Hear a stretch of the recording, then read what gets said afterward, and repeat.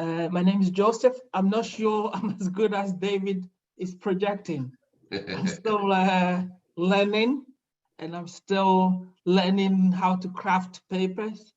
I'm still learning how to develop better integrative papers. But I want to share with you some of my experiences, and then also to learn from many of you in this forum. So the idea here broadly is to a bit of background, which David has already covered, so I'm not going to go over in terms of my background, but broadly my main area has always been international business and strategy domain.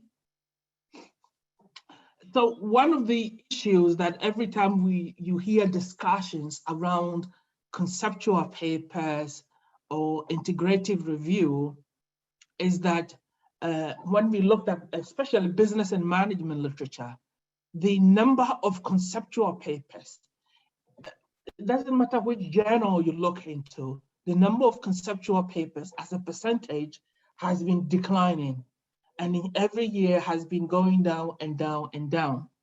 Although at the same time, there has been some specialized journals that have emerged. But we will briefly look at why publishing conceptual papers is very important, some of the underlying reasons in terms of why conceptual papers are declining in the number of journals, and then some of the approaches that we can all take in terms of advancing our conceptual paper. I think when it comes to research, you have to choose your lane. You have to have a lane. And if you have a lane, you have a chance. If you have a lane, you have a chance of being able to get your paper accepted. So why do conceptual papers matter? If you looked at most of mainstream management, some of the most groundbreaking theories in management, they've all originated from somebody putting out some kind of conceptual idea or conceptual underpinning in terms of whatever the theory happens to be. And then over time, you get a number of other academics build on that original conceptual idea. So if as a discipline in business and management, if we want to advance business and management to the next level, then we need to create more and more spaces for people to be able to put forward an idea that is a very good idea, but not necessarily scientifically verifiable at this particular moment. Because in much of management, some of the ideas that originally emerged, which were not testable, as over time, we are able to test them. So in terms of advancing knowledge, then we need more conceptual. In terms of developing new theories in management, we need more conceptual paper. And I'm sure in many of the conferences you've attended, you get academics talking about, oh, there's no new theory, or this field is running out of steam. One of the main reasons fields are running out of steam is that we are not creating spaces for conceptual papers to be published, or to be published in a number of journals. So I think for our own field of business and management, I think we need more of conceptual paper. So what would we classify as a conceptual paper? You see a whole range of definitions, but some argue, some define conceptual papers as simply papers without data, or papers that seeks to link a number of relationships or propose a number of constructs. And I think I put the word data in quote for a number of reasons, because sometimes you can put forward an idea, but then you have one example or one old examples of a company or an individual that maybe help illustrate what you are trying to put forward. That can be seen as also some kind of data, not necessarily a very solid data, but it's a level, it's a kind of data. So conceptual papers broadly, they might not include data, but it might include some kind of illustrative examples. And mainly they are designed to kind of propose or develop some kind of an idea that links different components. And most of the time, in terms of developing original conceptual ideas, sometimes you need to look beyond your discipline. You need to look at what is happening in your discipline and then what's happening in somebody else's discipline and see whether you can draw a line or find some connections between the two disciplines. It could also be that sometimes you have two competing schools of thoughts about scholars arguing on a particular topic. And I think looking at the two schools of thoughts, you could draw a line between them, and then that can become a basis of conceptual paper. But increasingly now in most of business and management, many of the conceptual papers you will see tends to be papers that individuals have done some kind of systematic review, or they've done some kind of review and then utilize the review to develop a conceptual paper. And I think those type of papers are more likely to get accepted in many of the leading journals. So kind of developing a review and then drawing insight from the review to develop a conceptual paper is one avenue that we can explore. There are also some conceptual papers that in quite much of the literature, many have argued what constitutes a very good conceptual paper. And some have put forward questions such as, what is new? So what? Why so? Well done, but what is original here? Who cares about the construct that you are proposing? So one of the challenges that you often have, because often you don't have data and what we call hard data to illustrate the idea that you are putting forward, it's also very, very difficult to persuade an editor or persuade a reviewer or persuade an action editor why your paper and what you're proposing is original. But if you can design or propose a construct that a reviewer or an editor can look and say, oh, this is new, this is different, we've never thought about this issue in that way. I think if you can do that, then you are fulfilling one of the key ingredients of a conceptual paper. There are also some conceptual papers that are designed or emerges as individuals try to resolve some kind of contradictions in the current literature or some kind of inconsistencies that might exist in the current literature, and then they try to explore to see if they can find a way to address the inconsistencies or lack of clarity in the existing literature. And as I hinted at the beginning, despite these benefits of conceptual paper, we see that they are in decline. So if you looked at Journal of Marketing, for instance, if you go back to 1980s, they were publishing hundreds of articles that were conceptual a year. Now, if you looked, broadly, you're getting maybe 4 or 5 a year. So, and it's not just Journal of Marketing, Journal of Consumer Research, all the mainstream journals that you looked at, you see there's a pattern there that a number of conceptual papers are going down. For a number of reasons, and here I split my analysis into two. The first part is what I would call some kind of outside factors that are outside the manuscript that you have produced. One of the issues is around competition for space. And I'm sure if you had your papers rejected recently, editor would probably say to you, oh, we are receiving so many manuscripts and there's been very limited spaces, and therefore we have to kind of reject some papers. And I think when there's competition for spaces, if somebody designs some kind of a construct and then they are able to test it out, there's an inclination in many journals to give those type of papers a priority. And then there are also in some fields in much of the natural sciences and also in the social sciences, that is also developing some kind of what I will refer to as bias towards conceptual paper, that if you send a conceptual paper, they'll say, well, you need an empirical evidence. You need an empirical evidence. And sometimes some of the great ideas, it's difficult to find an empirical evidence. Sometimes it would take years to have an actual empirical evidence.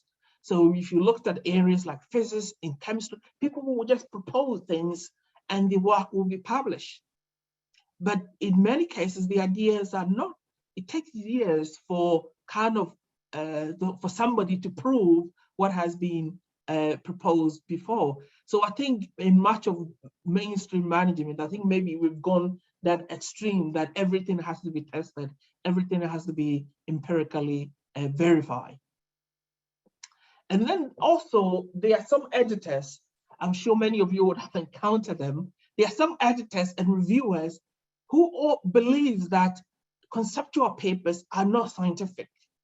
In other words, if you're proposing a particular construct or you're resolving some kind of issues or lack of clarity in the literature, somehow some people think it's not really true scientific, and the true scientific is that you have to test something out. You have to keep testing. And if it cannot be tested, then it's not scientific.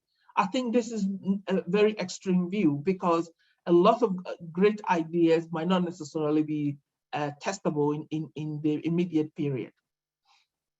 There's also some editors will, and I'm sure if you have submitted a conceptual paper to a journal, one of the things that sometimes they will say to you is that, oh, we've seen your ideas are path-breaking, or we see your ideas are quite original, but you should go, and if they are really as good as an idea as you claim, why have you not tested them out? And that can also be very, very frustrating, because some of the ideas, it will take years before you can find a way of testing them out. And then there are also some editors that also have a view that conceptual papers should be in a book chapter. That if you've done it very good conceptual papers, sometimes you get an editor say, oh, this should be more like a book chapter, or you should use that to write a book rather than to publish it in an academic journal.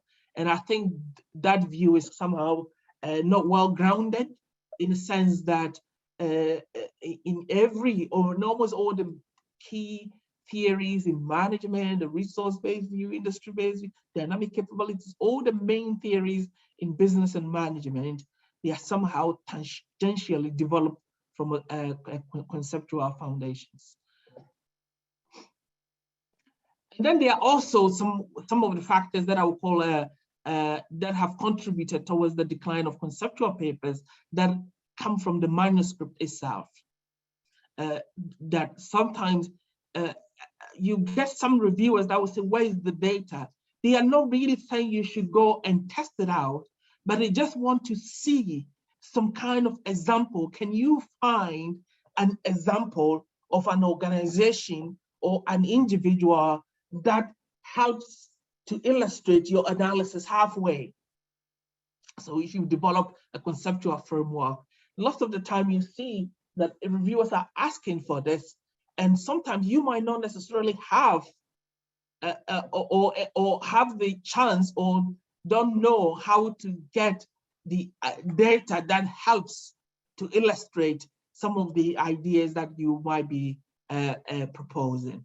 And then that can also ultimately lead to the paper being rejected. There are also some ideas that are seen as technically not possible, and that can also lead to a number of manuscripts being rejected. And then that all has a knock-on effect in terms of the number of conceptual papers being rejected. But much of the main reasons that if you talk to lots of editors, they will say to you is that conceptual papers doesn't get published, or they have a higher rejection rate, tends to be originality. That what is it that you are bringing to the table? how is it that this thing that you're proposing is original or based on existing literature? And I think I'll go through some of the ways that maybe we can try to build in originality in terms of developing our research projects.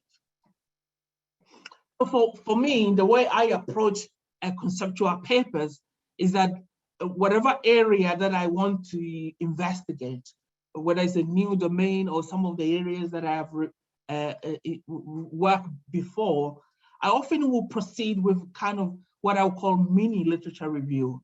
So I would do quite a very solid literature review on that particular domain.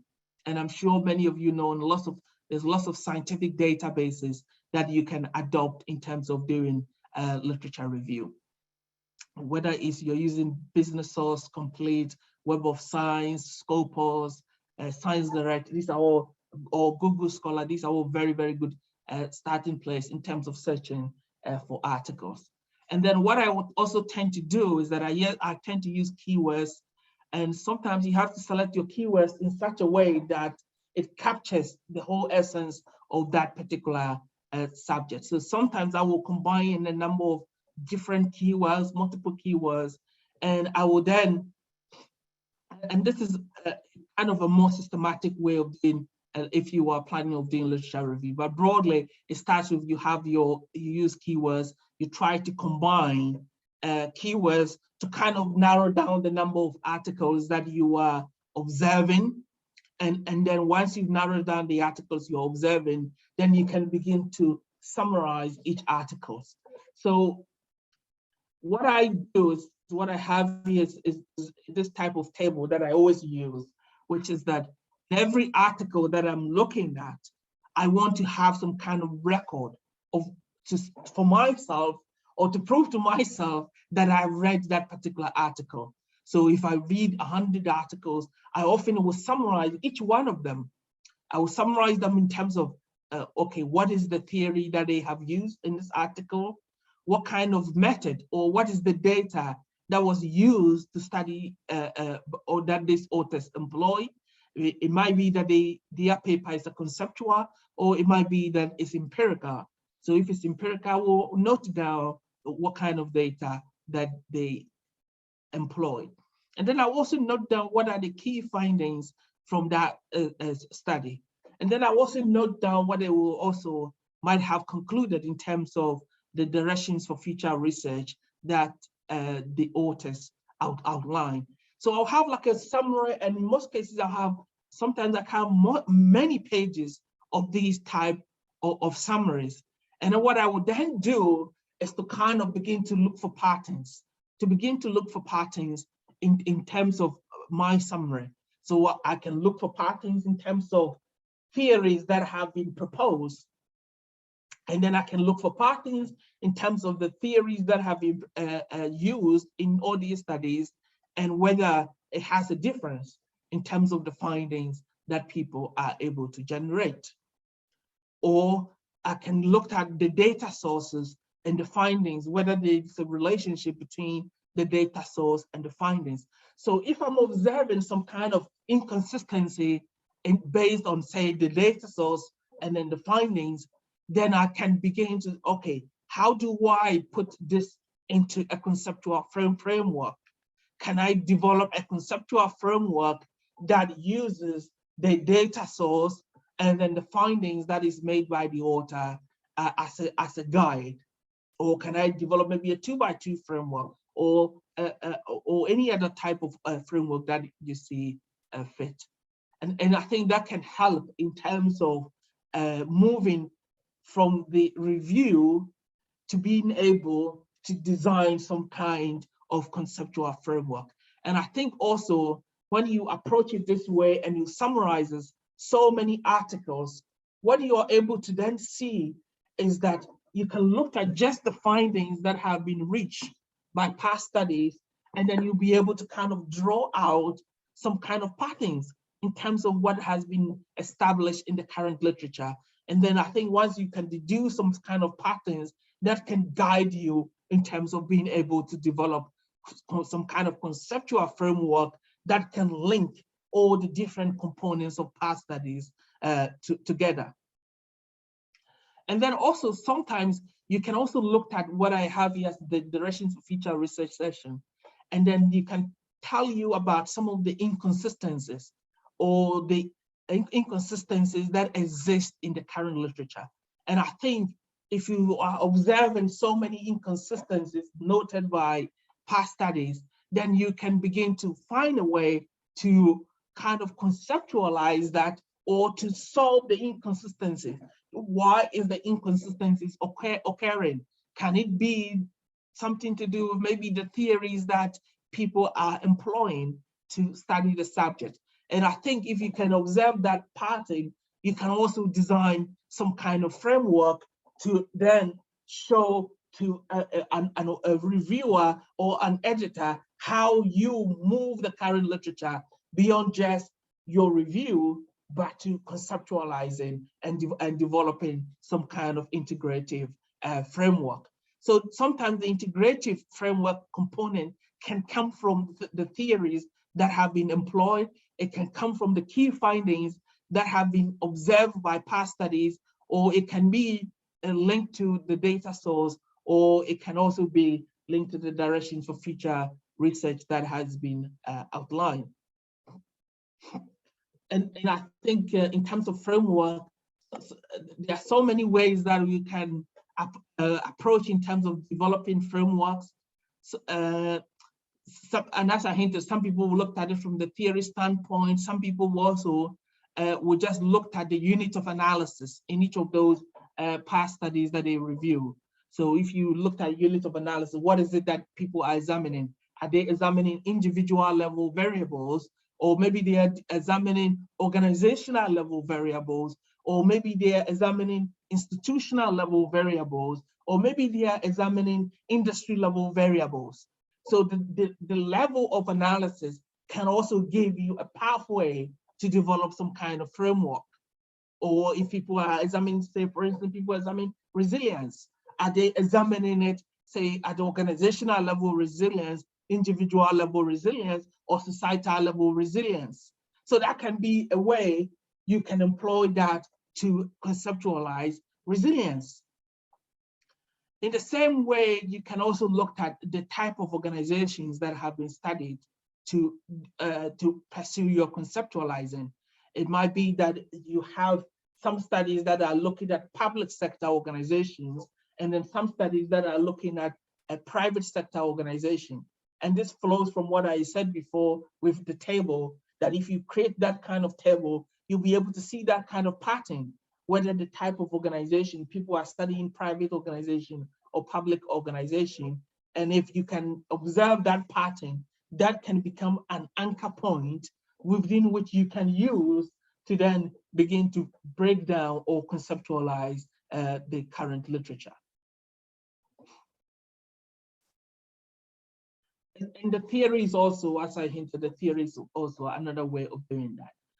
So this is also a paper that I did when COVID happened. I'm sure COVID is still here with us. So this is a paper that I published in the Transportation Research Part E, which is kind of A+ in Australia. So what I did in terms of, so when COVID happened, I saw in the news lots of organizations, organization is making some kind of adjustment. They are making changes to respond to what was happening. And then some organizations were making some changes that are just straight away, has immediately happened. And then some organizations were making changes that were more kind of, they are looking at it in terms of the long term. And then one thing that I also observed, it was that if you looked at organization and how organizations responded, there are some changes that were kind of internally generated. So the organization itself initiates something and they carry it out. And then at the same time, there are some changes that government initiated or regulatory bodies initiated, and then they force organizations to respond to that. So what I basically did was, okay, these are the patterns that I was observing. So there can be two types of organizational responses. The first one is internally generated responses, which is the things that the organizations themselves would do. And then there's another type of response, which is externally imposed responses. These are things that happens from outside the organization. So in terms of externally imposed responses, you have governments forcing businesses to adopt a particular behavior. You also have industry level, industry regulation and industry regulatory bodies also having initiative measures to force companies to behave in certain way. So in cases where you have outside organization, whether it's government, whether it's industry bodies or trade association or accreditation bodies, I broadly conceptualize them as an externally imposed measures. So then once you have these components, and then we know that from strategy literature, that when it comes to firms responding to events, in terms of timing, they are broadly two. There's some short-term and then there's long-term focus. So if you look at a lot of the strategy literature on timing, this is one clear pattern that you can observe in terms of views on timing. So all that I did is, okay, I borrowed this idea from strategy, and then these two perspectives on internally generated and externally generated. And if we can combine this, then I can develop some kind of conceptual framework to be able to write a research paper based on that. So I did this paper, and then I sent it to Transportation Research Party, and then they said, oh, we wanted you to have, and this is a point that reviewers mentioned, that they wanted to see examples. They wanted to see, because initially I just put forward that theoretical view, but they said we wanted to see an actual examples of these things happening in practice. So I selected a number of industries. I looked at aviation, I looked at healthcare, and in the aviation, I could observe all these different things, whether it's internally generated, externally generated, from all the different parts of the industry, to be able to show a reviewer these are actual real world examples that are happening. There are some instances that you can develop the conceptual framework, but it becomes very, very difficult to find an example. I think in my case, I was lucky to find and to be able to find good examples that illustrated all these 4 different quadrants. And then this is also something that I also did on some time ago on business failure research. So I kind of did an overall review of the literature and the process that I outlined before, which is that you have these different steps in terms of the review, where you summarize all the articles, all the methods that have been used, all the findings that have been made by past studies. So all that I did was to observe, look at the key findings that have been made, and I observed 2 main observations in terms of how past studies have found as the reasons why businesses might fail. And most of them kind of, so I did like a summary of all the different factors that have been identified. And I put them into 2 categories, whether they were kind of things related to the organization or things outside the organization. And I summarize all of them, and I have like some broad categories that encompasses a number of things. And then there were also a number of studies that I also observed that don't just look at, say, firm level factors or external factors. There were studies that looked at more at interaction, the interaction between firm level factors and external factors. And from the literature that I did also, I also observed that a number of studies also suggest that when there's firm level interaction, then that also triggers the process within which firms go through before they eventually close down. And much of the literature, some say the firms might go through stages that include where they get early warning signal, and then the business respond, and then their response is not effective, and then the business eventually dissolve, and then it has some positive and negative consequences. But broadly, most of the studies tend to have some kind of process of the business receiving some kind of early warning signal and then taking action, and then that action did not succeed, and then the business eventually closed. So when I looked at the failure literature, this was the pattern that I was observing from looking at lots of studies. So I kind of created these diagrams. Okay, this is the pattern that I'm observing in terms of moving, utilizing the review to put forward some kind of conceptualization. And I also did this for, this is a paper that is published in Technological Forecasting and Social Change. And here too, what I did here was, I was looking at the issue of obsolescence, so technology becoming obsolete. And I'm sure you can all identify with technologies becoming obsolete. And what I basically looked deeper into the literature on obsolescence. And one of the main things that I observed was that in most of the literature, obsolescence is kind of discussed as kind of more one unifying approach. But when you looked at technology obsolescence, there were two types of obsolescence. There were some products that you could have the components becoming obsolete, but then other components within that same technology that does not become obsolete. So within one single technology, you could have two different types of obsolescence occurring. And there are some technologies that the components, all the components will become obsolete at the same time. And then there are some technologies that some components become obsolete and others do not become obsolete. So that was what I was observing in doing the review of the literature. So I decided to do kind of create this kind of conceptual framework to link all the different components that I was observing. And I was happy to be able to publish that in Technological Forecasting and Social Change. So how do we build our expertise in terms of in going forward in doing our own conceptual paper? And as I hinted before, I think now just writing the ideas, the conceptualization alone might not be enough. You need to do some kind of review, and then you use the review to kind of support or underpin your conceptualization.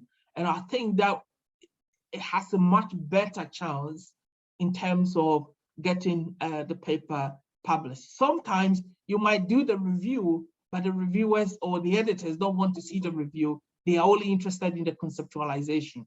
Sometimes you do the conceptualization and then the reviewers are asking that you have to go and do the review on top of that. So I think it's always better if you do the review and then you utilize that insight to develop your conceptualization. And if in the end, the editor say, well, we don't want to see the review, we like the conceptualization is robust enough for the paper to get published, you win both ways. So I think in terms of conceptualizing, there's a number of those different ways that we can reach originality to, and then at the same time, enhance our chances of getting our paper accepted. So I'm going to stop here and thank everybody for attending, and then I will welcome any question that you might have.